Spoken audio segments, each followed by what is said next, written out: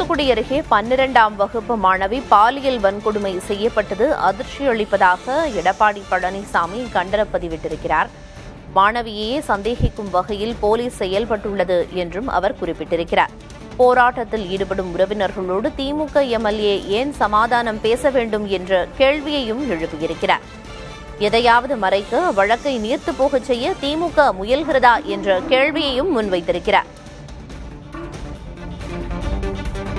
தூத்துக்குடி மாணவி பாலியல் வன்கொடுமை சம்பவத்திற்கு எடப்பாடி பழனிசாமி கண்டனம் தெரிவித்திருக்கிறார்.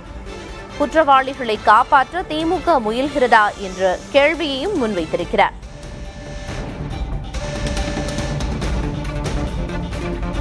தூத்துக்குடி அருகே 12ஆம் வகுப்பு மாணவி பாலியல் வன்கொடுமை செய்யப்பட்டது அதிர்ச்சியளிப்பதாக அதிமுக பொதுச் செயலர் எடப்பாடி கே பழனிசாமி பதிவிட்டிருக்கிறார். மாணவியையே சந்தேகிக்கும் வகையில் போலீஸ் செயல்பட்டிருக்கிறது என்றும் அவர் குறிப்பிட்டுள்ளார்.